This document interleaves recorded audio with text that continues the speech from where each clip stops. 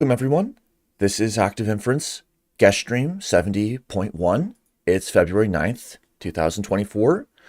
We're here with Jerry Michalski, and this should be a great presentation, discussion, conversation, knowledge experience. So, Jerry, thank you very much for joining, and please let us begin however you prefer.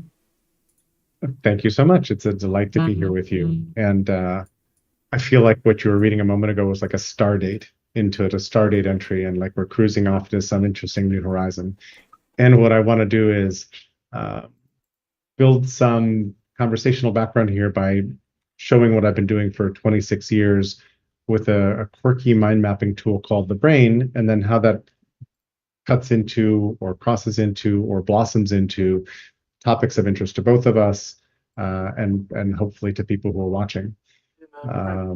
But at first, I think I want to set a little background just for what this is. I used to be a tech industry trends analyst. I spent 11 and a half years with a little company called New Science Associates, which I have in my brain over here. And I'm just going to use the brain for a moment to show you what it is. I was with New Science back in the day, and I started 2 of their 7 research services. So in 1990, I started a research service called Intelligent Document Management. And then a couple of years later, I started a research service called Continuous Information Environments. And if you were to look at the Intelligent Document Management scope diagram, which I drew back then in 1990, we used to refer to this as the bubble chart. And at that time, our major competitor was Gartner Group. There were a couple other analyst houses like BizCap and IDC and a few others. But everybody's pitch documents to clients were bullet points. Here's the list of the technologies we cover.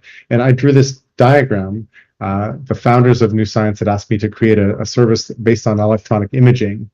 And I went to and looked at electronic imaging. I was like, wow, this is really a dumb technology. We're going to scan checks and things like that. And we're going to put them on optical storage and then try to bring them up and reprint them onto somebody's printed Amex invoice kind of thing. That was the most famous imaging thing at the time. So I looked around databases and moving objects around networks, and I assembled a service that I called Intelligent Document Management. And this service cut across a bunch of categories that Gartner didn't know how to cut across, because if you were a Gartner client, you either had to call the mid-range or the PC or the mainframe service or the word processing service or workplace automation service. And so within a year or two, Gartner and everybody needed to have a conceptual map of their service, and also a lot of others needed to start reconfiguring their offers, because our offer happened to be pitched to the problems clients had as opposed to the structure of the industry. And then I will also add that if you look at here and squint a little bit, you'll see the beginnings of the World Wide Web, which I had no knowledge of. I had no inkling that there was any research going on about the World Wide Web, but I have document recognition and SGML and a couple other things in here, which later become really important components, because the World Wide Web is HTML, which is a skinny down version of SGML, and I've got document architectures, complex documents, things like that. And then if you squint and look at the Continuous Information Environments Research Service, you will sort of see smartphones on the horizon. And I'm doing this, I'm not really good at self-promotion, but I'm doing this to say that I'm pretty reasonably good at sniffing at what's coming. I usually don't name it the right thing, but I'm poking in the right directions. And I've kind of done this a bunch of times in my career, and I have sort of trust that these things just show up over time.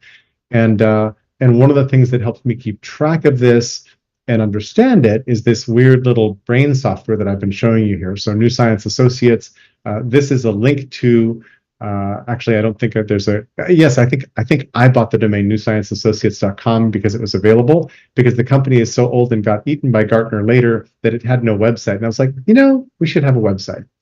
But they were part of Gartner Group, which is technology actually under industry analysts. And here are a whole bunch of different industry analyst firms. The brain is organized so that each node is called a thought. You can only connect thoughts to each other through these 3 circles that every thought has: up, down, and left. And there's no circle to the right for reasons that only become apparent once you start using this thing, which means as you're feeding stuff into the brain, you have to decide, is this above or below or beside other things?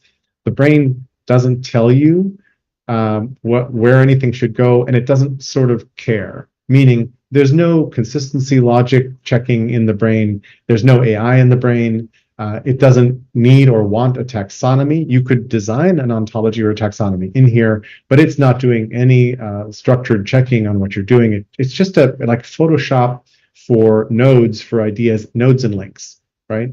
But this one constraint of going up, down, or left was actually incredibly interesting and important. And it was really good for me because back in that day, I was a tech industry trends analyst, and I needed to know who competes with whom. And I will go to, I'll just give a really practical example of what I mean. I'll go to the venture capital firm Andreessen Horowitz, which I have under VC firms. And these are sort of the major VC firms. But one day I realized, oh, there's a whole mess of other VC firms. This is the list of other VCs, and you'll see that there's a scroll bar down here. This is just A through C of venture capital firms.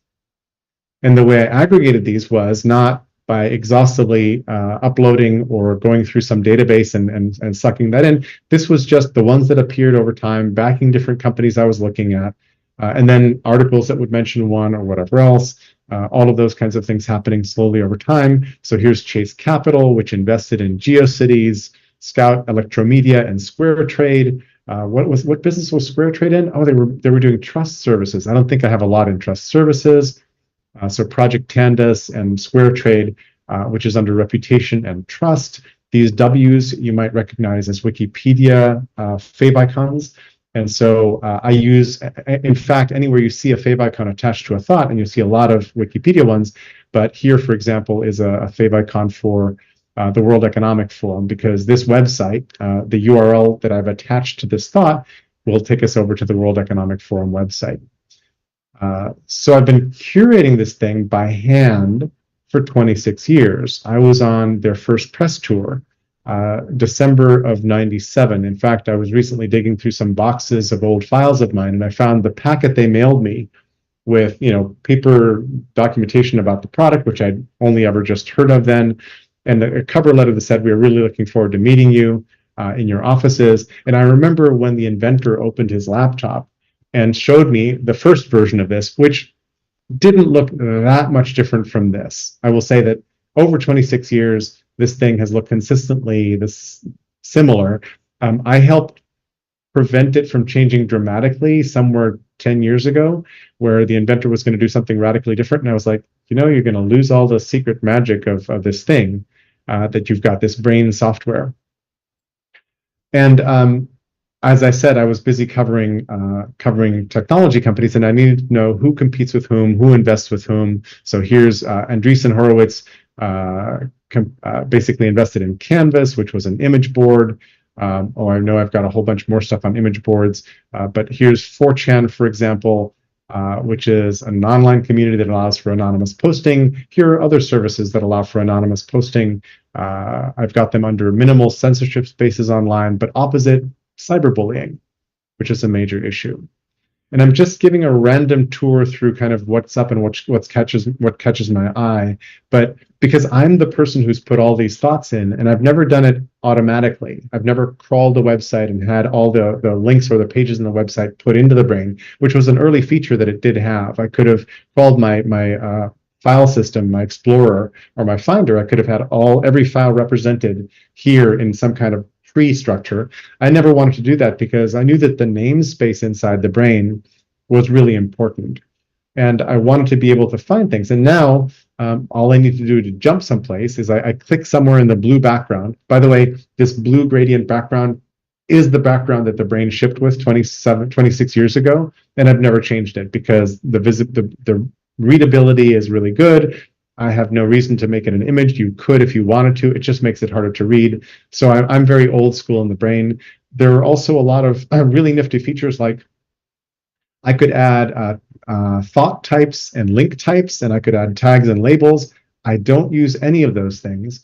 not because I hate metadata, but because I believe that anything that makes it take longer for me to add things and to curate my brain is actually going to slow me down and maybe make me stop using this tool. I would love for something to go through and say, oh, this looks like an author and this looks like a book they wrote. I'm happy to tag this up as a book, this person up as an author, the link up as written by and wrote this. And off we go to the races with metadata, because I think metadata is super important. But this is the file I'm sharing with you is the file that I added stuff to this morning, is the file that I started 26 years ago.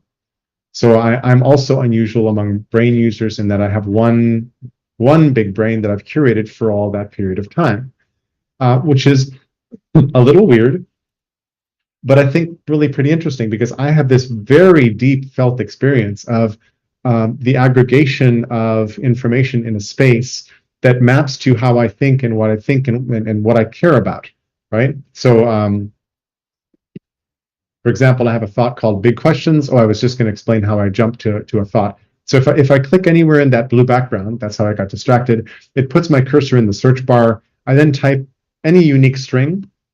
And because I've added all these nodes, I kind of know what the words are. And sometimes I've put words that I know are unique because I can find things very quickly that way. So I knew I had a thing called Big Questions. And so here's one big question is rethinking and renegotiating the social contract, because I think that we are involuntarily renegotiating the social contract around the world. There's a whole bunch of protest movements that I'll point to here: the Gilets Jaunes, Extinction Rebellion, Occupy Wall Street. And Occupy Wall Street has a bunch of stuff under it. So here's articles about Occupy. Back in the day, I created this thought back in 2011, right? And so I'm having this unusual experience that most people don't get to have of seeing, revisiting, improving, and updating all the things that seemed important back when, ever since 1997. Let's call it January 1998. And I think I've learned a lot how to take notes and how to add things to my brain since then. So I think my curating gets better over time. But I don't delete a lot of things in my brain, because I think, as Nassim Taleb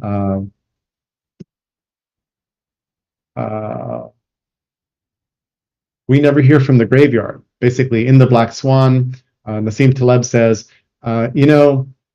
it's good to know all the companies that tried and failed to do something. If I go to buddy lists in my brain, here's buddy lists, boom. See how quick it is to get there? I can't do this in any database program. I can't do this in any other kind of app. So this is a list of the buddy lists that I saw go by. So Mirabilis did ICQ. I added them in December of 97. So this is one of the first thoughts I ever added to my brain. This is when I started using the brain. So Mirabilis is one of the first companies I put in. They're under Israeli startups. Here's a bunch of those. If I go back to Mirabilis, Yossi Vardi's son Arik is one of the three founders. But I met Yossi because he sent me an email after I wrote about them in the newsletter I used to write for Esther Dyson. And so I got to know Yossi and give him a little attention about all this. But not knowing that all these companies tried and died to do this doesn't help us. We then keep repeating the same errors. Thanks to the Internet Archive, which I don't think goes back to 1997, but thanks to the Internet Archive, you can see a lot of these URLs and what they had way back when, which is terrific. In fact, there's a couple URLs that I've tracked for long enough where if you go to the archive, you'll see three little bell curves, which is originally when launched, this thing was this company and it got some attention and then it died and maybe the URL got acquired or the company revamped itself and repitched itself and came out again. And here is its second lifetime. And then here you can see their third lifetime, which may go to the present day, which I find fascinating because it's as if there's an archaeological layers here. Like this is, like a tell, where as you dig down, you can start to uncover different archaeological layers of what happened. Each thought in my brain, as I've just been showing you, has timestamps in it. But until recently, there wasn't really an API, so this was not programmatically accessible. And so I've never done any kind of analysis to say, if you were to shave back to this layer, what would you see? Or to do a visual reconstruction of what I added. I also don't care what this looks like from a 30,000 foot level. It would be a big ball of twine. And there's a lot of visualizations out there that look like big balls of twine. I don't find them especially interesting. Let me bounce up to a different place just to talk about, to put the brain in context. Oops, that didn't work very well. Let's try this again. There, mapping tools for thinking is a place where late last year or the year before, I had a project with BetaWorks. They had a camp around tools for thinking, which is a nice name for the category of tools like the brain, like Rome Research, Obsidian, Kumu. There's all the different mapping tools, outliner tools, all those kinds of things. And I realized that I had all those subcategories, but they were just subcategories. They weren't connected together. So I created this thought in April of 22. And then I went around looking for all the different places where I had, personal knowledge graphs, PKGs. Well, somebody else did distributed knowledge graphs or DKGs. There's also enterprise knowledge graphs. There's just knowledge graphs in general, which all of those should be under, right? And then Gordon Brander is creating the Noosphere protocol as part of his startup called Subconscious over here. But if I go back to mapping tools for thinking, these all are collaborative decision-making tools, really interesting. And now we're seeing machine learning for decision-making. And I'll also add that when I first joined New Science Associates, I was their neural networks analyst. And so I've been watching as Gen AI basically got birthed. Now, the earliest neural network researchers back in the 40s and 50s, when people first had computers, one of the first things they tried to do was figure out how to make these computers emulate human thinking. And the ones who decided to follow the neurobiology created neural networks. The ones who decided to follow the logic created expert systems. There's a whole train of thinking there that I can map in my brain here. But you'll see that now I now have ML4, ML4, ML4, ML4 hacking and cybercrime. There's only one article here written by Bruce Schneier, who is an awesome writer, called Academic: The Coming AI Hackers in 2021.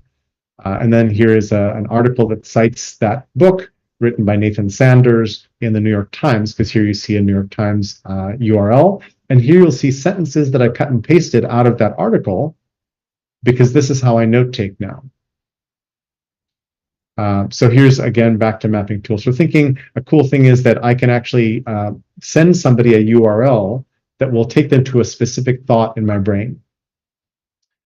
Another thing I'll say about this brain thing is that the brain's inventors and a few other power users have been trying to figure out how to lose this complicated interface for a really long time. This is sort of daunting to a lot of people.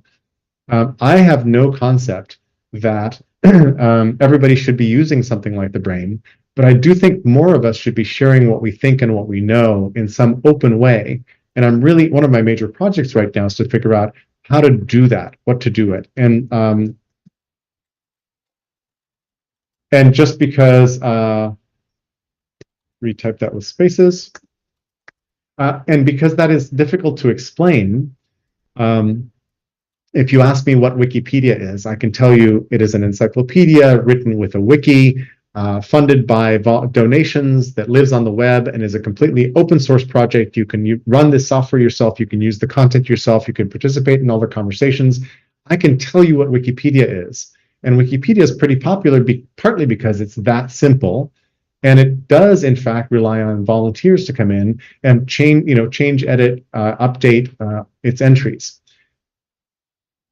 The space I'm looking at is philosophically above that, and not just reference pages in an encyclopedia, but opinions, belief systems. What does QAnon believe? What does MAGA believe? What do progressives believe? What's the difference between different kinds of anarchism? So if I go to anarchism, for example, here's On Anarchism, which is a Chomsky book. Here's the topic of anarchism. I have types of anarchism. There are lots of different types of anarchism, and they all have Wikipedia pages, nicely enough. And so anarcho-pacifism, I don't know that much about, but I know that Thoreau and Tolstoy were anarcho-pacifists, and I don't remember putting Bart Delitzsch in there, but I did that in 2012, and I didn't connect him to any of his works or anything else, so I don't know really who he is. I'd have to go back and look him up again. But the idea of being able to go around and do this, now how do I meld what I think and what I believe with what you believe, Daniel? How does that work, right? And so I bought the domain thebigfungus.org in 2021 because I needed a tongue-in-cheek, metaphorically really rich way of explaining that I hope before I die that the data in my brain is an inoculation into the big fungus that lives between us, where we make mycelial connections to each other, exchange nutrients in fertile soil, and that the fruiting bodies of our efforts, the mushrooms that pop out of mycelial networks, actually become the edible, tradable, shareable artifacts. So I have a project that meets on Mondays these days called NeoBooks, where we're trying to reinvent books, where the notion of using a book is just, in fact, I'll go to NeoBooks. The notion of the NeoBook, here are the calls, here is the project. A NeoBook is basically the fruiting body of the big fungus. The book version of the artifact is just something that people would recognize. Oh, this looks like a book, smells like a book. I understand this. But the interesting parts of the book, the NeoBook is composed of nuggets that roll up into chapters, that roll up into a book. You put some front matter and end matter around it. You squeeze it out as an EPUB or as a Kindle file format book, and you have a book you can print on demand. That looks like a book, but the book is just bait to get people to come play with the nuggets that are live documents on the web that are wiki style plus plus. Basically, anybody who's had a good time in a wiki online, and I've just described a very tiny set of humans on the planet, knows that collaboratively editing a collection of pages that matter is a joyful task that leads to really useful fruits, useful products. And most people only ever experience that through Wikipedia, which works, right? Wikipedia works pretty well despite having been through a lot of dark times and difficult issues. If I were a 14-year-old boy, I would like nothing more than to go in and spam Wikipedia and try to hurt it. And Wikipedians will gently take that and try to convert you into an editor and a contributor because they know that the best thing they might be able to do is that. So one of my projects is this idea of the big fungus, and then I host 4 standing calls every week, all of which I record on YouTube and then post online. So the NeoBooks calls are more recent than the rest of them, but this is a batch of calls that you can go watch on online. If you were to find this thought and you were to go to the call we had November 6th of 2023, here are the things we referenced. And then here are some notes I took during that call. So we talked about NeoBooks. Of course, it was a NeoBook call, so we do that often. But we talked about web bugs. I don't remember talking about web bugs, but they were beacons or pixels that were kind of a surveillance technology that would tell you when I had looked at a web page, for example, right? So now you can go back and see all the different calls that I've been part of. Let me just go to OGM. Zoom calls. Here's like the big bucket of calls I've hosted for the last 3 years since the pandemic started. And there's a scroll bar down here. The main calls are on Thursday mornings. OGM is Open Global Mind, which is a community of practice I started as lockdown took us all into Zoom. And these calls are still going. And we're busy chewing on the ideas of the name Open Global Mind is always what I had in the back of my head as what would an open source highly collaborative version of the brain look like that didn't require everybody to come in using the brain? It would let you do an outliner or something else, and we could kind of talk in between. And so I always thought of it, and I bought the domain quite a while ago. And then as we started having these conversations, I'm like, oh, let's call our community Open Global Mind, because the community is about both being open-minded and about building a global mind.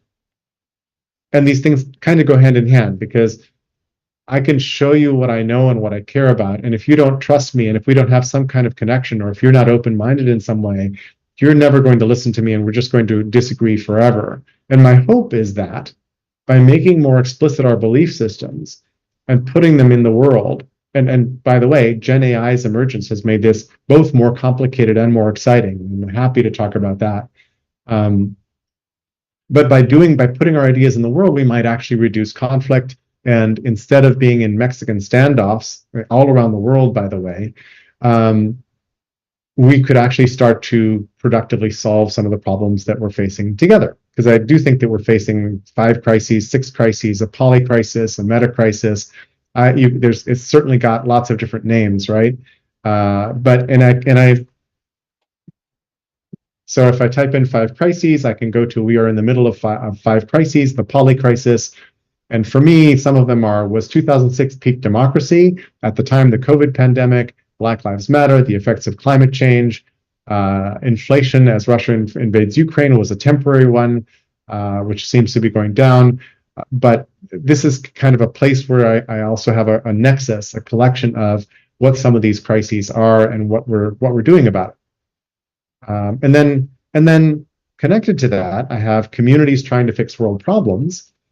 And here's the Knowledge Society, the Global Solutions Initiative, and Spiral Network out in New Zealand, Society 2045, Stronger Together X, Humanity 2050, the Gray Swan Guild, Doomer Optimism, Black Sheep, Game B, Community Mycelium, Common Future. These are all communities that are trying to do, so if I go to Game B, here's articles about Game B, here's Jim Rutt, who I put in my brain in 2006, for example. Jim Rutt's been here forever, connected to Santa Fe Institute, uses Rome, has a family foundation, et cetera, et cetera. So this is just an intro to the tool that changed my life 26 years ago, how I use it, how I'm thinking in it. This is a solitary task. I like to say that I feel like a lone ant at the fungus face, which requires a little explaining, because leafcutter ants, and you've talked about stigmergic communications here before, which I love. If I can spell stigmergy properly, nope, it's I-G-M-E. There we go.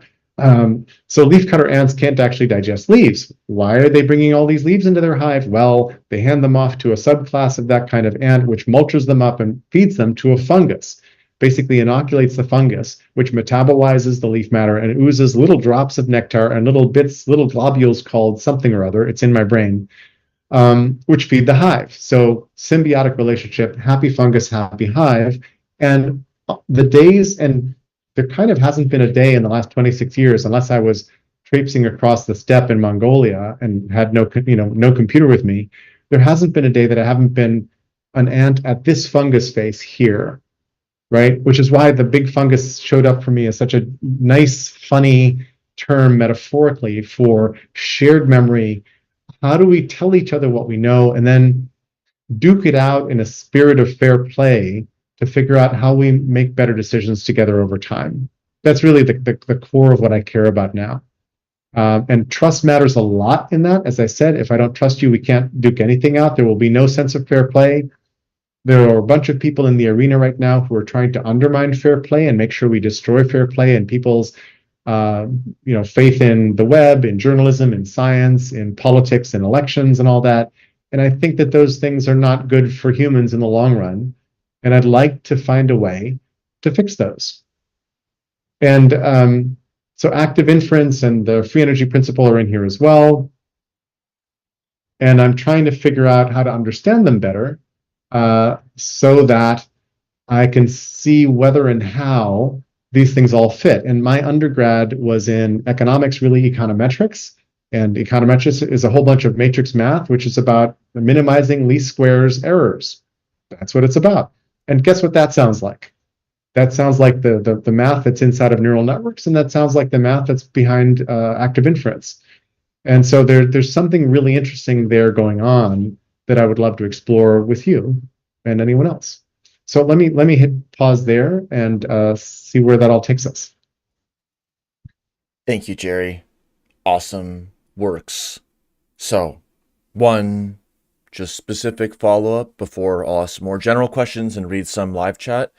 You mentioned up, left, down. Can you just describe what those specifically mean? Why does it matter? And what is the spatial metaphor? And what does that all do? Awesome. Thank you.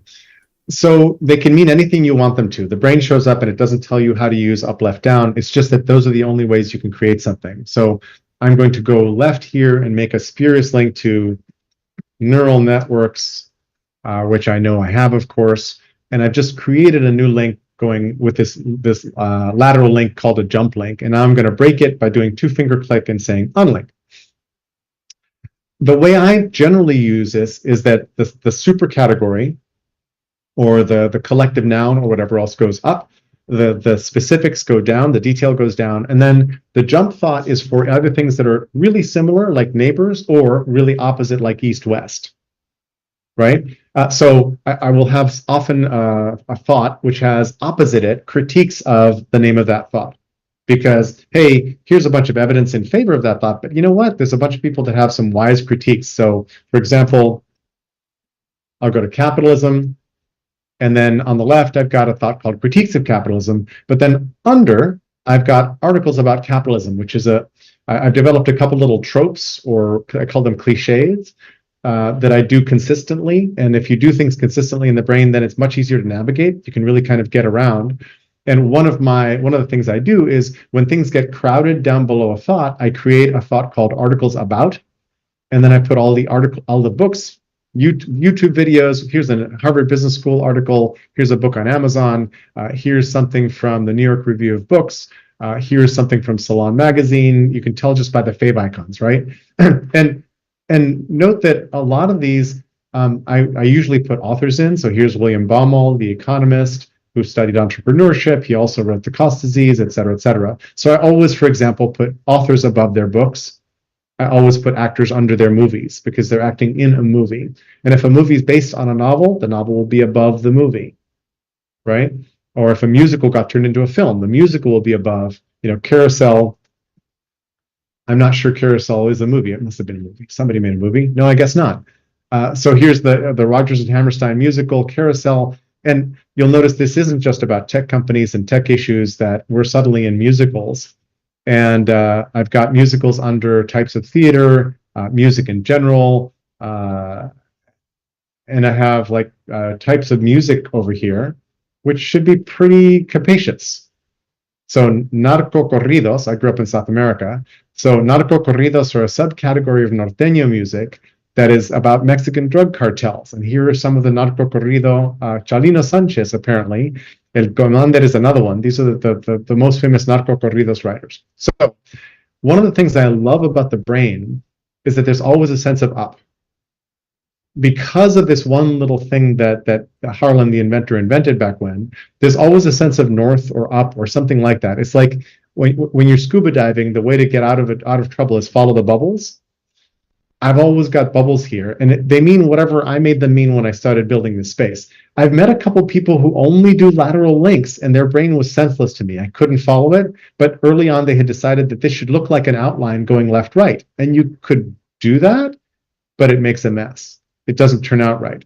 And so, and also, by the way, if the link is solid, it means there's something off to the left, off that gate. If it's empty, it means there's nothing off that gate. So here's Mexican drug cartels. So I have the Mexican drug war opposite that. I'm not sure that was a good use of opposite, but that's under the war on drugs in general, which is under why does the US imprison so many people? And there's a bunch of stuff there. Actually, I like this. I've got it under stupid wars we're fighting. So that was a little bit too much explanation of up, down, left, but I think just by some examples, you can see how I'm using it. And again, anybody who comes in and decides to start using the brain at thebrain.com and just download and install the personal brain, try out the free version if you want to do something like this, can make up how they want to do these things. And I think I was lucky in that the moment Harlan opened his laptop and demoed it for me, my wet brain was like, oh, this is how I think.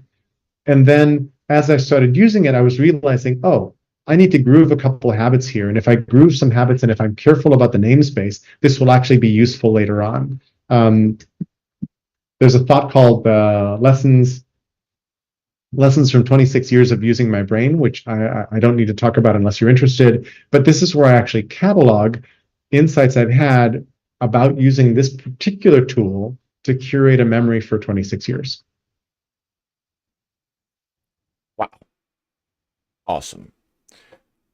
All right. Some questions from the live chat, or is there anything you want to bring up or ask right now? Or I'll go to a live chat question. Go to live chat and let's see where that takes us. Okay. Let's start from the social end.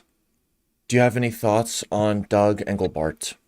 anything you'd want to add, or let's look it up and go from there. Sure. So here's Doug.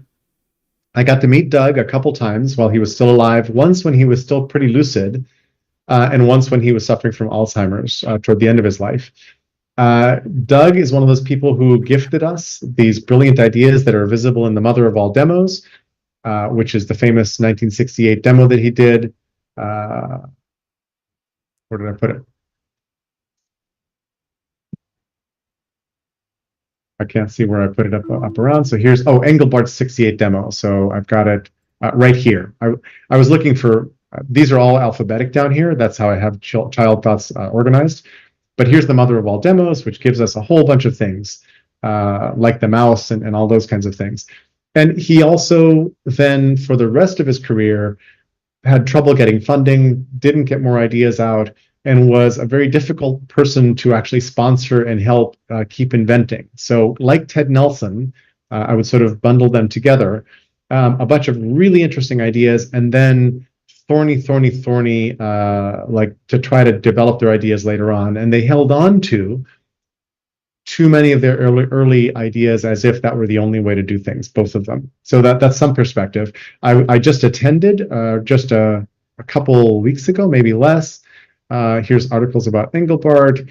We just had an open house online hosted by my friend Carl Hebenstreit about Doug Engelbart's 99th birthday, and a bunch of people who knew a lot about Doug and who had met him and worked with him showed up for this Zoom call, and we had a lovely, lovely time. Awesome. Thank you. Thank you, Love Evolve, for the question. Okay, Yep. another set of topics. Please address the openness and closeness of Open Global Mind. And just more generally, like, what about it is open source? What is transferable in and out? What aspects of the communications around the project and the development? How has that changed through time? Thank you. Great. Thanks for asking about Open Global Mind. What we do is pretty much always under CC0 or just Attributus or CC0 or something like that. We're trying to put open things in the world. We haven't created a lot of open source software. We've done some messing around. We have a call on Mondays called Free Jerry's Brain, where we wrote some code and then put it over on GitHub. I don't know that anybody knows it necessarily exists, but we use things like GitHub in order to put things out in the commons. Our conversations are open. Anybody can join, ping me, or I think if you go to Open Global Mind, it says click here to join the community, and that'll put you on our Google group mailing list. We try to use open source software where we can, but the brain is not open source and Google Groups is not really open source, so we have sort of limitations in that way. A bunch of the conversations we have are about how do we ideally go into fully open infrastructure, the way Wikipedia runs on Wikimedia, the Wikimedia engine, and is fully open source. So we've not written about, as I said, we've not written a bunch of code, but all the contents, when I showed you the OGM Zoom calls, all of this content is uploaded to YouTube for everybody to use and see and comment and reuse in any way you want. We do that intentionally. These are kind of slow conversations about the process, and you're welcome to join these conversations any way you want. Awesome. Thank you. Love Evolve, another question. How does this support making better decisions together? So let me just go to decisions for a second. Active decisions, market research. No, I didn't want that.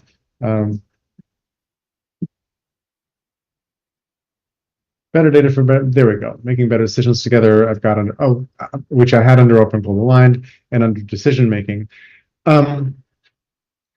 One of the pieces of tools for thinking, one of the subcategories, is things like argumentation maps and decision matrices and decision tools and all those kinds of things. So under decision making, there should be power tools for decision making, for example. There are a bunch of tools, most of which nobody's ever heard of, very few of which people have used a lot, but some of which are really, really helpful. And when we do, for example, public discourse for decision making in communities or large-scale elections or things like that, we're drowning in information and advertisements for the candidates and all that, and we don't really have a lot of collective data we might use together. And I think a big piece of what we'd like to do, and I don't think OGM, Open Global Mind, is going to achieve this on its own at all, but there are a lot of communities that are neighbors of ours or friends of ours. Jamie Joyce with the Society Library, for example, is doing really, really great work and is just coming out with some interesting things right now.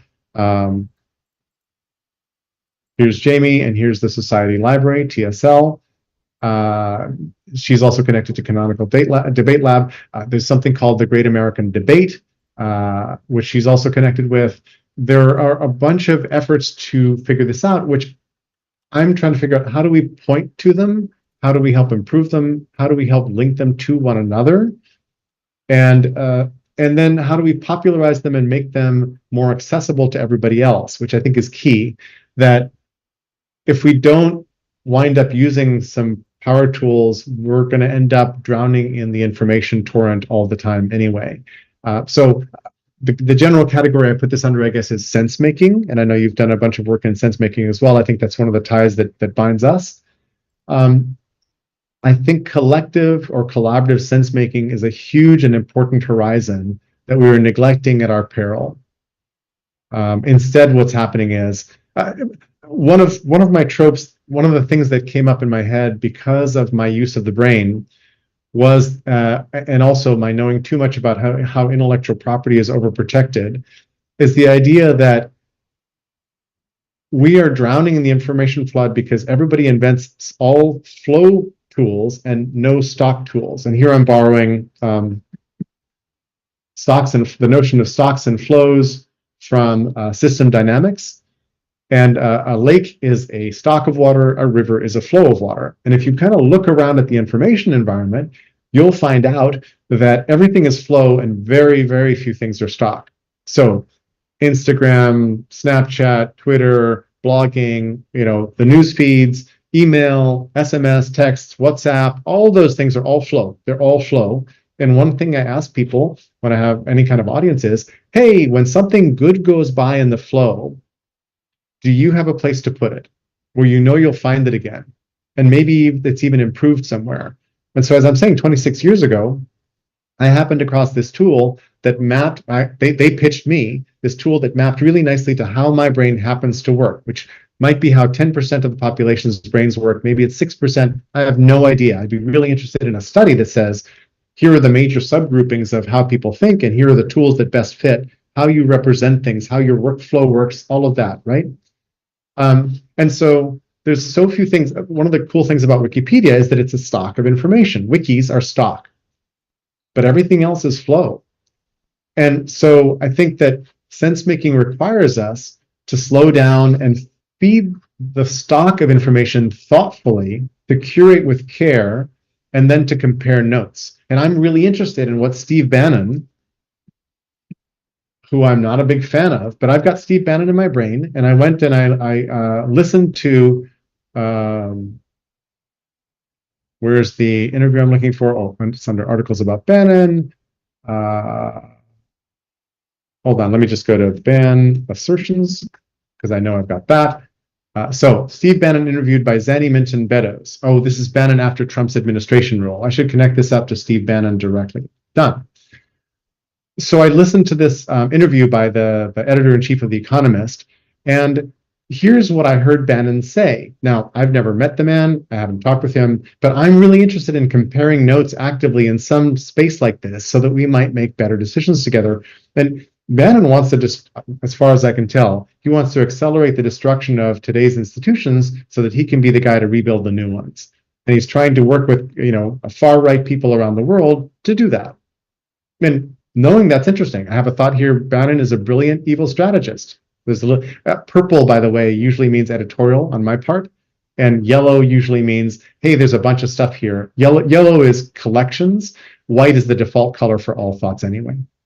So I hope that answers a piece of the question.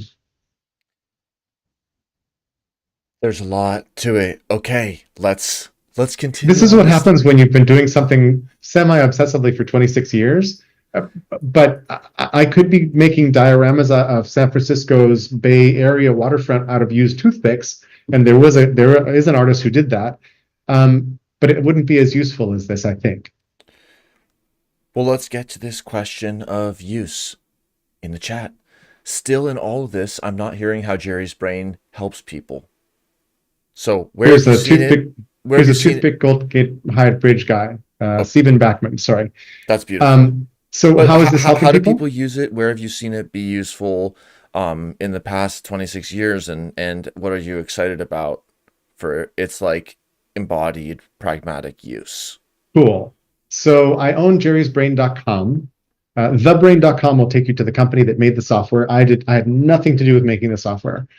As I said, I was on their first press tour. I do own jerrysbrain.com, where you can go and you can launch my brain and you can go browse around it all you want. The URL bra.in/Jerry, all lowercase, will also take you directly to my brain on the web. So if you can write that down or remember it. And I get emails from people because the brain is not a great collaboration tool. So somebody has to find me and send me an email. But I get a bunch of emails from people that say, hey, thank you for publishing your brain. I've learned how to use it. And I noticed that you don't have this. Have you thought of adding it or whatever? And if I don't have it, I'll add it. If I do have it, but it's just named something different, I'll write them back and I'll say whatever. I'm basically way more obscure than I would like to be because the tool is so quirky and sometimes frightening to people. And as I said, if you kind of get used to it, I've discovered that I did a kind of a survey, just a small survey of people. There's out on the long tail, there's a bunch of people who are very happy going to my brain without me and have figured out how to use it and get around and learn stuff. And one of my friends more than a decade ago said, Jerry, I've learned that when I hit a new topic that I don't know very much about, one of the first things I do is I go to your brain and see what you found. Because often the things that I found don't have any current Google juice, so they won't show up in a Google search, but they're still really useful documents, right? Or videos or whatever. And then there's another piece of the tail, which is people who find the brain really useful, but only when I'm giving a tour or there to answer questions. And I totally understand that. It's just not very good leverage of my time, but I love doing that. So I tried years ago, I tried as a piece of my business model, I put up the website pickjerrysbrain.com and I put a pricing schedule up, but I really didn't publicize it very much. But I thought, hey, I would love to make a living using both brains to help people sort through problems because I love troubleshooting things on the fly. And and as you can see, I can use this thing on the fly pretty easily.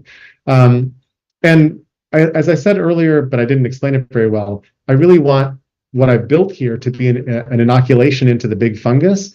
And I think the big fungus, or whatever it winds up being called, because my history is I'm pointing in the right direction, but I don't name the thing properly. I wrote an issue of Esther's newsletter in 1995, 1996, titled "What's a Zine?" Then it turns out weblogs show up in 97. But I described weblogs in 95, right? In June of 95, I described weblogs, but I called them zines. So I'm trying to say that this big fungus, I think, thing is going to exist. And I'll bookmark a question that we should probably address, which hasn't been asked in your live chat yet, which is, hey, doesn't Gen AI just obsolete all this heavy lifting, manual curation work thing? And I don't think so. I think so. I have a thought.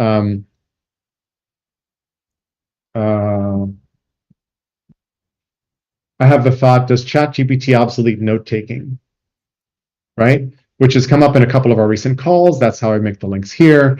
And I think ChatGPT supercharges note taking, and I also think that things going through our heads are really important. And us memorializing things in some explicit way is also important.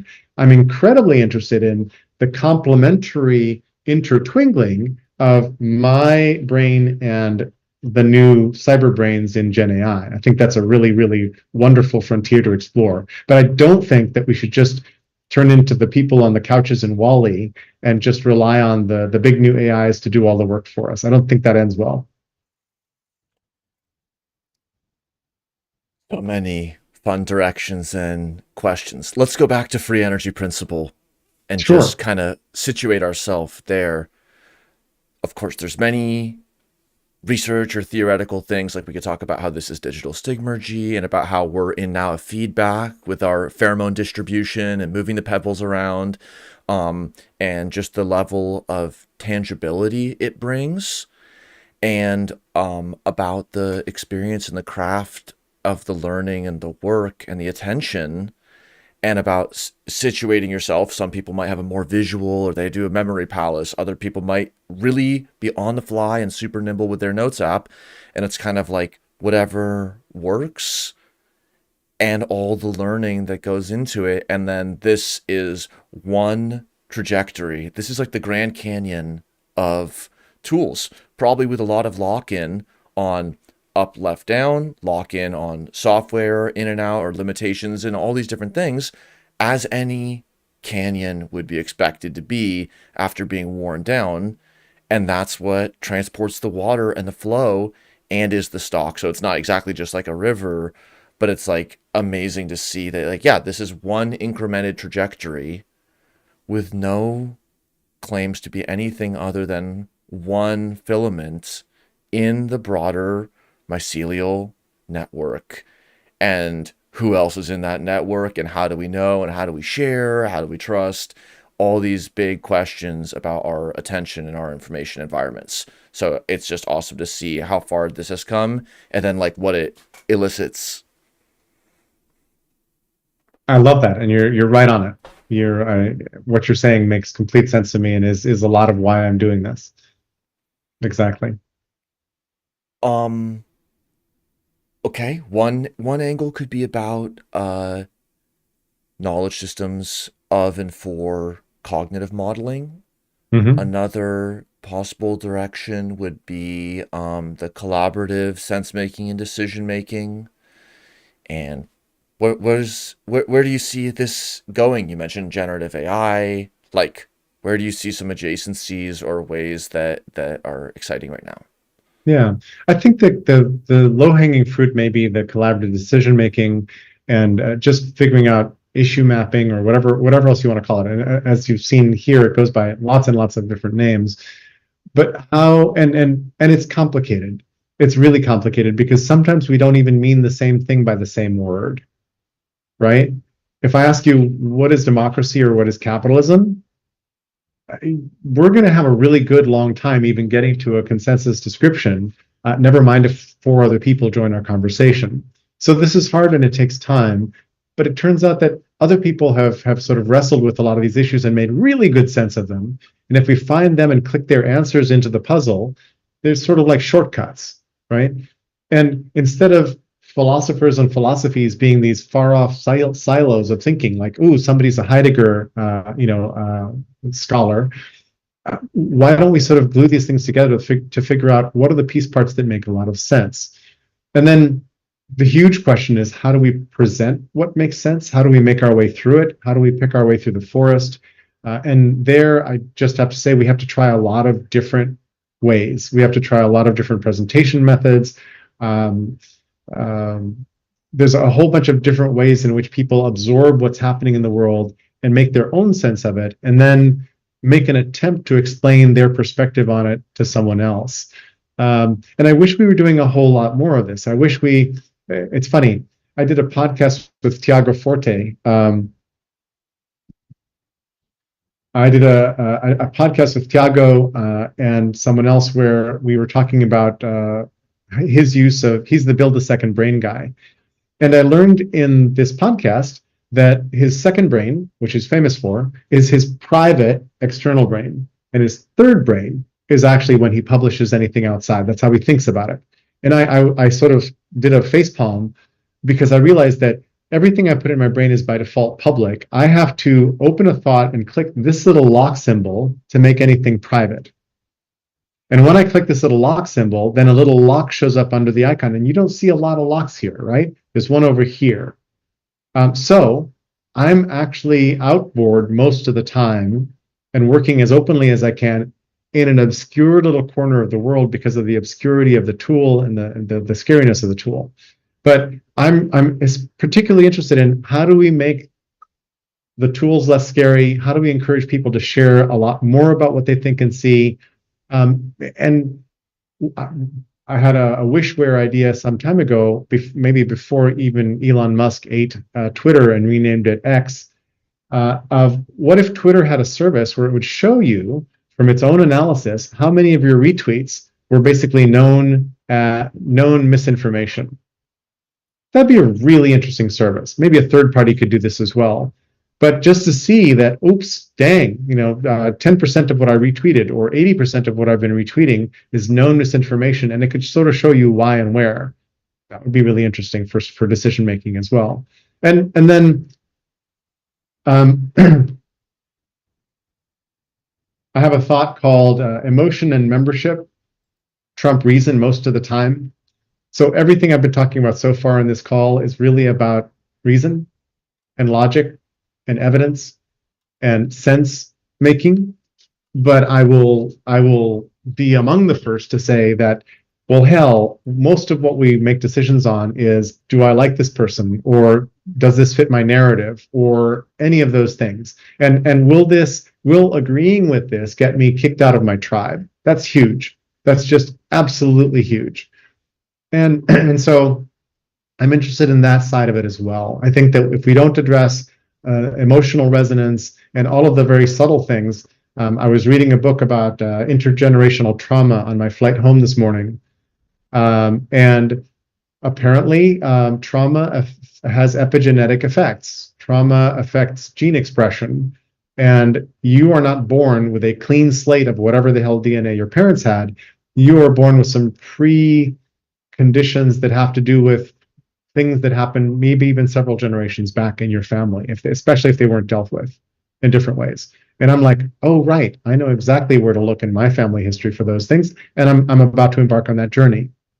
And so this is, I guess I'm a scattershot. I'm an everywhere all at once, a little bit kind of effort guy. And that doesn't turn out a lot of things that look monolithic and knowable, right? Although in my NeoBooks group, I'm busy writing in Markdown as nuggets a book about design from trust, which is one of the ideas that showed up in my quest over the last couple decades. Thank you for these awesome points. Like, as we're turning over, I'm getting the sense of like the nestmate ant walking on a ping pong ball and sort of on a treadmill, moving left, moving up and down, forward and backwards, and modifying, but mainly just scavenging over. And like another aspect of the hope that automated or synthetic intelligence systems will step in and do this work, it's like there's this amazing openness, like, wow, what else could you have done with that time? And then there's like who you really are, what you really showed with skin in the game and attention in the game. And like there was like the journey too. So if the journey is important, and seems like it is, then there's this element of like revisiting it. Yeah, if you just wanted to have all the wiki links, you could just download a snapshot of Wikipedia and never look at it. And that's Right. as good as not happening attentionally. Or if you traverse just 3 Wikipedia pages and then you add another connection, you're spinning the web and making a colony. Can be daunting to start, but also very exciting and clean slate to start. And then the challenge is, as these peculiarities or just customs of different knowledge systems interact, a lot like different peoples interacting on the earth. And now in the informational space, we have new ways of these like knowledge systems and the semantics and the syntax all interacting too. And so you're looking ahead to this challenge that's not ahead of us so much as it's already happened and is ongoing. And it's really interesting also what you said about it being not monolithic and about how many custom works and what looks monolithic versus what is this more rhizomatic or dispersive knowledge way that seems to also co-occur and understand like the affective and the personal and the community components of knowledge and the people, which are a fundamental component in your work, as much as the time and the place and the publication, all that. I totally agree. And you reminded me of a couple of things. I just went to Rhizomes and Deleuze and Guattari's book, A Thousand Plateaus, Mille Bornes. And then Here's visions that have inspired builders of global brains. So Teilhard de Chardin's Noosphere, the Memex from Vannevar Bush. I'm not sure exactly how to pronounce his name. Indra's Net, which comes out of uh, basically Buddhism in lots of different places. These are all visions of how knowledge or wisdom or insights get shared and built. There've been a bunch of them, and they're really exciting, and nobody's really gone there. In fact, the Encyclopedia Galactica from Asimov's Foundation series is a version of this, right? So if you've been watching the Foundation series on Apple Plus, that's what Harry Seldon's trying to build. And then another piece that you reminded me of is if we externalize more of what we believe, it's a kind of vulnerability. It's a kind of putting yourself out there in a way that, like, well, this is what I think, and I will add that these days that feels really more dangerous than it used to, because we see the kinds of doxing and well, I'm not doing this anonymously, but we see that the kinds of backlash that there can be, in particular for very effective ideas sometimes. If there's a very effective critic, Michael E. Mann just won $1 million in punitive damage for defamation yesterday for basically idiots who were trying to take him down as a very effective climate change evangelist, right? And so here's this I added yesterday. There it is. And that's really interesting. And so it's dangerous to put what you believe out there, especially if it gets popular. And I gotta say, that's a little fear in the back of my head, but I'm so obscure that I'm not especially concerned about it right now. And then the other thing is that if we can externalize what we believe into a place where other people can find it on their own time, it's a little way of doing one of the most useful things you can do when you've hit somebody who has a really different opinion from yours. Instead of trying to convince them of anything, you can just ask, "Tell me more," or "And why do you believe that?" Or what made you come to that conclusion? Something like that. And asking someone to put what they think, or even just to like what they think, out there in the world is a form of doing that inquiry on your own time. And I think the more we can find our way to each other, listening with care. There's a whole bunch of people who feel like nobody's listening to them. Nobody. And they've got a lot to say. They've thought about things long and hard, and they haven't found an outlet or a community, or we're sort of in an epidemic of not listening, which is a thought I've got in my brain. And so in a sense, what I'm trying to do here is weave all these things together into a narrative that might make sense for how we deal with the important issues that we're all facing. Wow, there's a ton there. Yes, in active inference, where we're especially interested in this setting of like two nestmates having a conversation through interactions or through pheromone. So 2 Mm-hmm. quantum conversants talking through the holographic boundary through the information environment are the real living quantum agents, and their communication through the interface. And people are using interfaces for all of what they read and who they know. Unfortunately, that data has been enclosed by surveillance capitalism and such. And so Yep. it's already happening. Now, this is a different pheromone profile. This is like a colony with a interior decoration and architecture that's culturally different, but clearly authentic and natural to the inhabitants. And it just opens up that question of where the information niche and the action niche and the attention niche are that will respect and allow for flourishing of all of the variation in our situations and all the cognitive diversity.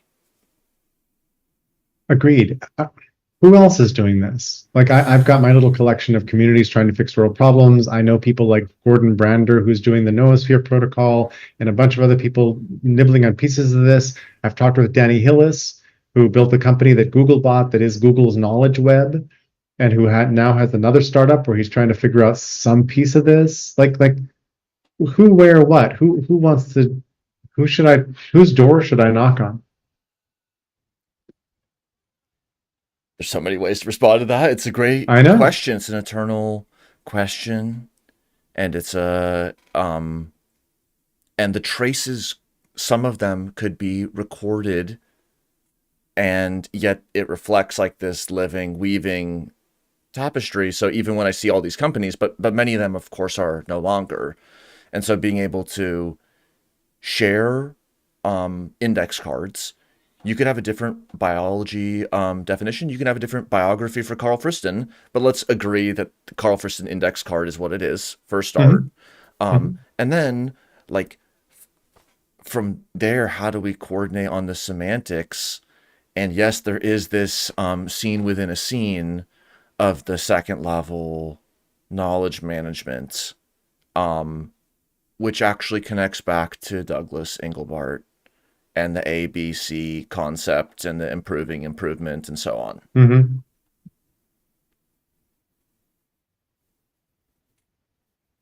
It's interesting. I didn't find that much good stuff about ABC and such, but I put ABC under triple loop learning, which is learning to learn and kind of improving the system itself. But here's ABC under Doug. Here's a couple articles about it, and he also believed in networked improvement communities, which came up, by the way, in the 99th birthday conversation I just pointed to. And this is a really lovely idea, and I think of OGM maybe as one of those. So maybe I'm going to do this just for fun. And I'll just read a comment. Love Evolve. I think Jerry's familiarity with the terrain and particularly his narrative of the trajectories is critically valuable. And again, this is just the limited traces, even all the typing you could do in the world. Wow. Great video effects. You know more that this just evokes, and that's what I find very interesting in also considering like knowledge work as a craft, is like the difference between know how and know that, and implicit knowledge and knowing where to look. And I know where I put that pebble. I know which document to look in. I know when to just really quickly do Control F, really quickly when to do right click. Like, exactly. Knowing how to work within a knowledge environment, which is something that takes months to years to really build, just like anything. Knowing how in the environment and co creating the environment can go above and beyond knowing that anything, because knowing that is what these foundation models are so excellent with right now. Totally agree. One of my other leading edges right now is I believe that our future is increasingly cyborg. And cyborg is the word I landed on. I had to try out a bunch of other words. I still really like cyborg, but increasingly we're going to meld with technology in different ways. The runner-up word was centaur, but I don't like it as much. But how might we be good cyborgs is actually a question that pops out of that. And there's two very different opposite ways to interpret that question. One is good cyborg, like I've been domesticated and I'm part of the Borg. The other way of thinking about that is how can we be ethical participants in this increasingly synthetic, blended, hybrid, stigmergic medium to make sense of and fix the problems that are around us. Some of which are just alienation, loneliness, and not listening. Others of which are scientific in nature and or economic in nature, right? Yeah, like a common term or attractor in active inference for describing the is there, like the scientific side, is the ecosystems of shared intelligence. And talking Mm-hmm. about these ecosystems of arising cognitive functionality with all different kinds of things that range from very simple to sophisticated to unknown, and how ActInf helps us model those things. However, even a total snapshot of the location of every molecule, awesome, isn't gonna help us pick a direction to trim tab when it comes to addressing these issues that you raised. And so that is where we need something that goes beyond the descriptive. Okay, well, here's a carbon copy of the whole ecosystem of shared intelligence, and yet it has so many adjacent possibles that go through the bottleneck of our attention and action, that we need the community context and we need each other and development and all these other features that are not just the cut and dry that the formal system can be. Totally agree. You just brought two things to mind. One of which is I don't think there's one answer to this. I think that the solutions need to be adapted locally and will be a method of development I really like is just storytelling. Hey, here's a bunch of stories about what people in similar situations to yours did. Um, does any of these smell good to you? Do you want to try any of them? So I have a thought called revitalizing cities, for example, which I really like. And under here, I put a whole bunch of here's community-led development. Here's indigenous people taking back control of their towns, local living economies, the living machine, motor city mapping, et cetera, et cetera. But most people don't know a lot of these stories. And if I heard some of these stories and then said, the edible landscapes in Todmorden, England sound really cool. Maybe we could do something like that with our community. Then, okay, great. Here's a little bit of a template or a boilerplate or a project plan for what they did. Go customize it, make it your own, take out all of this, do all of that, do whatever. And only when that happens, I think, when the people in whatever the community is make the choices, appropriate the tools, but they need to hear that there's stories of hope anyway out in the world because a lot of people lack hope, but B, that this is very doable, right? That the barriers to trying some of these things are really actually quite low. They just take initiative in doing things. So there's a piece of the approach I'm trying to take, which is very fractal and distributed and bottom up from wherever. I don't think there's there's not one vision we all have to agree to for this thing to work. And then the second thing I wanted to say is, and this is a different thought altogether, but one of the things I want to do with these nuggets of wisdom is instrument them as many as possible so that they're more useful in the world. And I'll give you one example for this. There's a pattern language called Liberating Structures, and it's a pattern language about facilitation. And one of the best known patterns in it is called 1, 2, 4, all, or also think, pair, share. And all it says is, hey, as a facilitator, if you have a big group with a complex issue, you might want to give them all time by themselves, 1, pair them up, put them in 4s, and come back to plenary. 1, 2, 4, all. Super simple. Most people don't know that this exists. It's really powerful.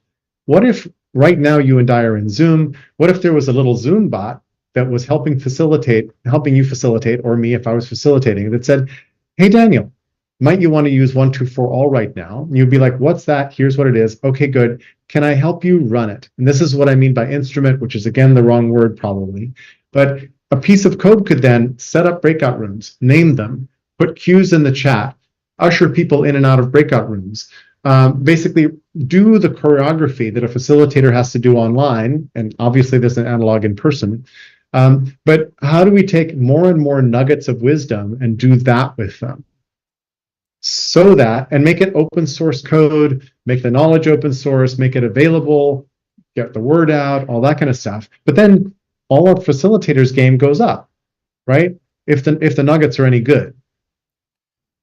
Awesome. 2 points. So first, that's an example of the synchronous facilitation augmentation and also the async augmented facilitation. Like, what if 1 year after every single edit to a document or to a brain or a shared whatever, it checks back in and asks you to revisit just for fun, or for some fraction it asks for review from other people and just connects the dots more async, not just the synchronous. And then to make an active inference point, so you talked about like kind of showing these inspiring or high agency or sustainable or whatever positive attribute as an exemplar, and what that means. And so very interestingly, in active inference, actions are selected based upon being the likeliest thing to happen, the path of least action, not like the most rewarding in a kind of reward or reinforcement learning setting alone. And so there's a lot of world states or community states that seem like, well, yeah, it would be rewarding if everyone in a 200-mile radius had stable housing around me. That sounds great. I would feel better. And yet everyone can agree up and down and left and right on that. Yeah. And yet it can be understood as unlikely and therefore is never a future that comes to be. And of course, delusions don't lead to success. Believing that something is a certain way and hitting the wall is not going to lead to survival or persistence.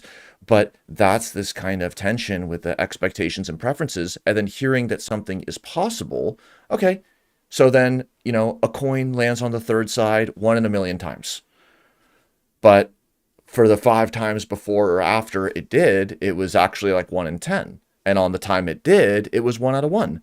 So maybe it could be likely that this is going to happen this way for our community, even though it seems super tough and totally like it's over. But then it was also over for them, and then they were back. I'd love to explore that a little bit with you. Sometimes what we think is possible, or what the model thinks is possible, can change dramatically if you shift the frame. And so sometimes I think we make faulty assumptions about what the realm of possibility actually is. So we think that nothing could really change, but it turns out that a lot could change very quickly. We just haven't heard that story, don't know that idea, don't know what the useful frame is. One of my heroes is a guy named Milton Erickson, who was a hypnotherapist back in the Great Depression, who had polio a couple times in his life, suffered chronic pain, and learned how to use hypnosis to do therapy.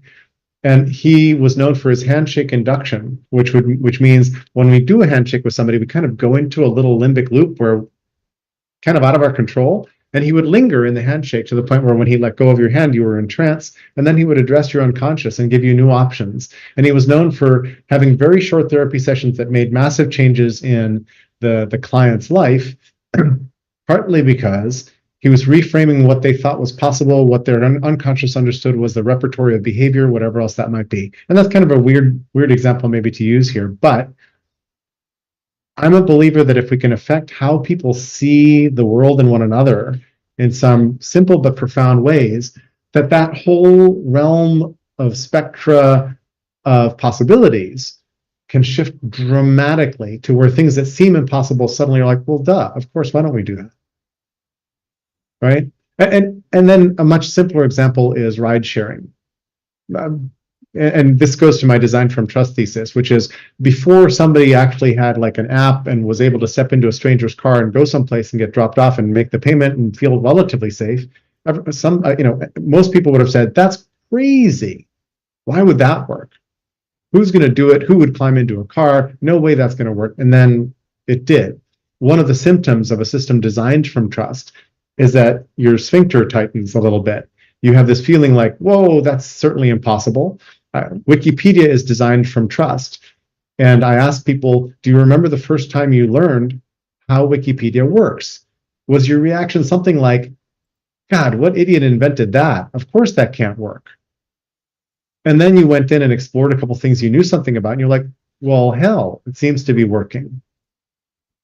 And how do I get more of this?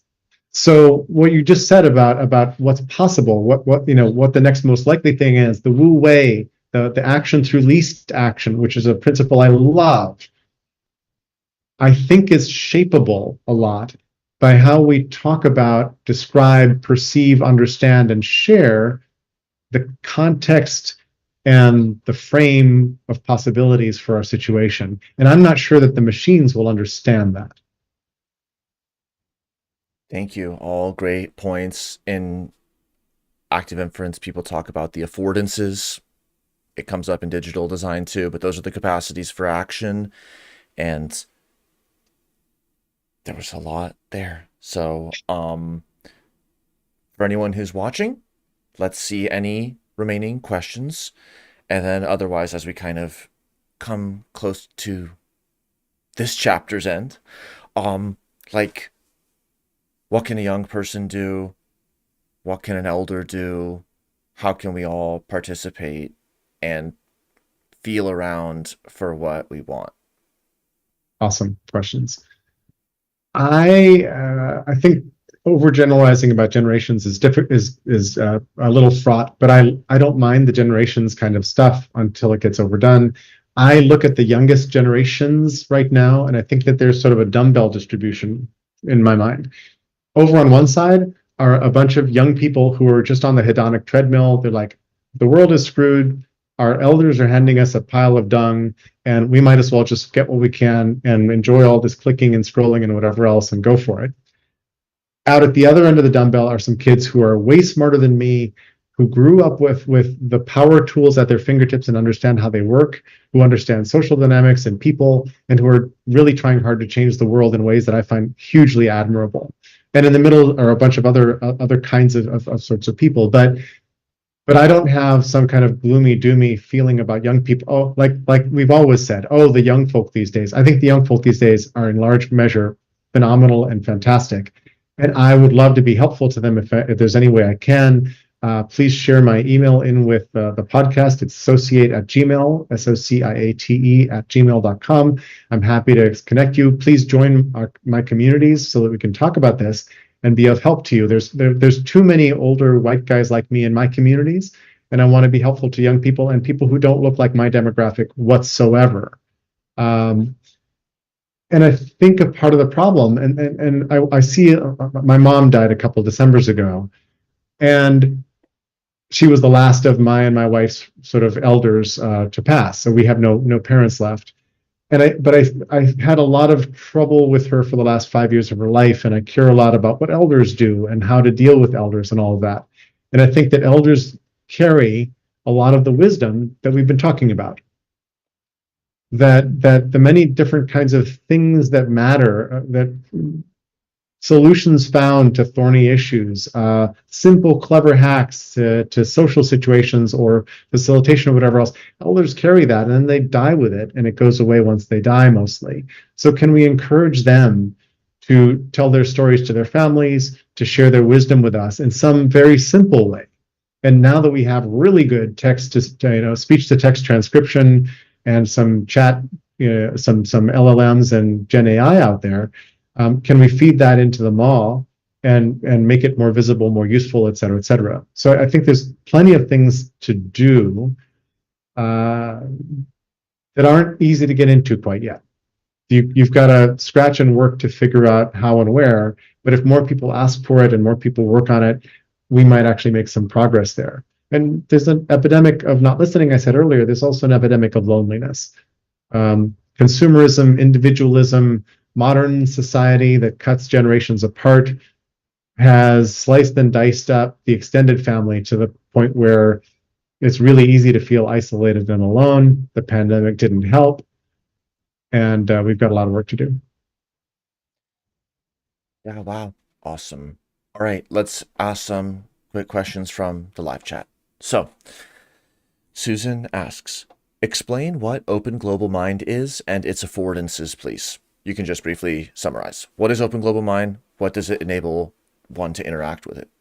Sure. OGM is a community of practice, people who show up normally on Zoom calls. We've never had a face-to-face meeting.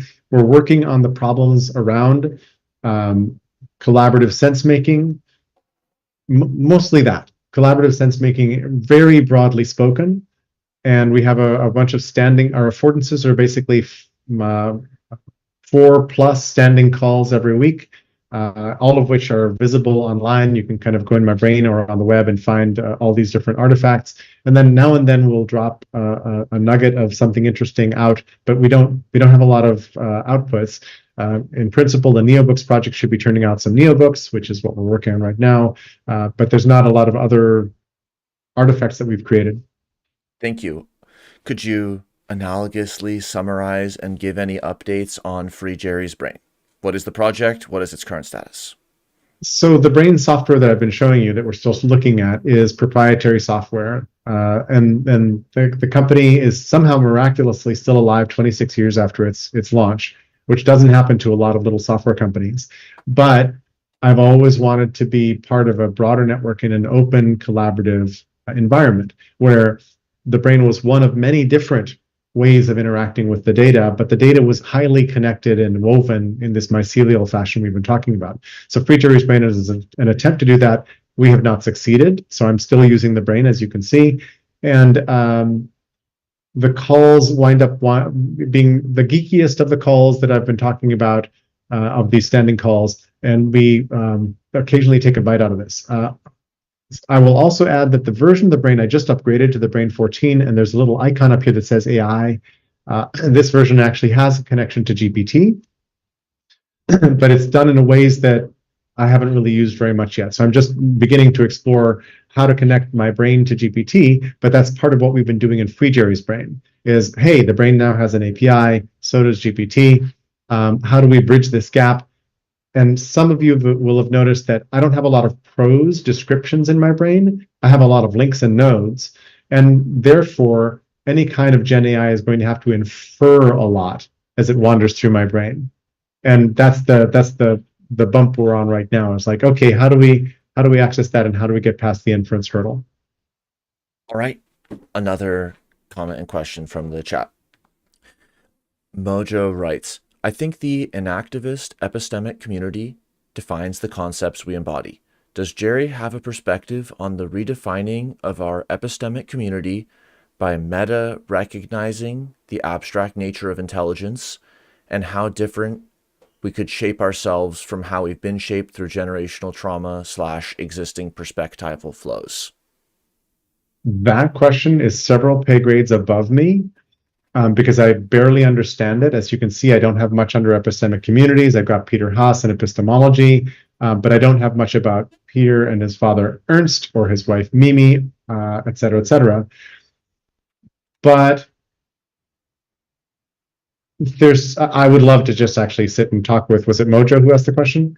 I'd love to sit and talk for a while because I need to learn more about this. And the book I'm reading right now is showing me that so much of what we don't speak about and don't fix is just floating around with us, and really urgently needs to be dealt with. My wife and I attended a workshop a couple weekends ago, just fresh in our minds, where we did, one of the things the group did was a family constellation, which is a way to deal with intergenerational trauma. Super powerful method. Didn't understand why it worked, but it worked really powerfully.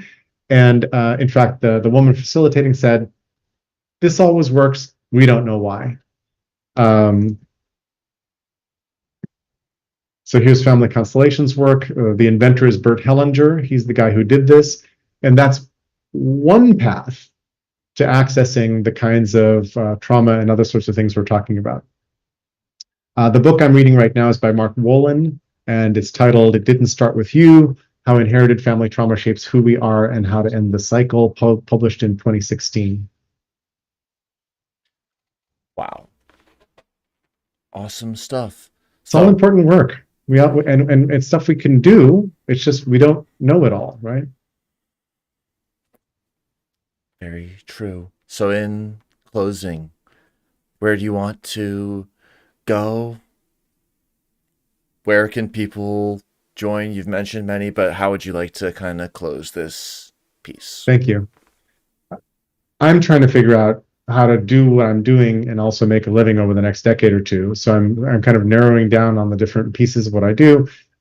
Anyone with good advice, please feel free to reach out and tell me. If you want to join these activities, as I said, there's the Google group for OGM, which you can find easily by going to the OGM website, and a couple other things. And I'm especially interested in how to tip more people into wanting to share what they know in fruitful ways. So if you have hypotheses, hunches, if you have your own activities on that front that you'd like to share in, LMK, as we say, I think that might be a good place to end, because I want to, in whatever time I have left, I want to go further into this to see if we can make it actually help. Okay, GG, BRB. AFK soon. AFK.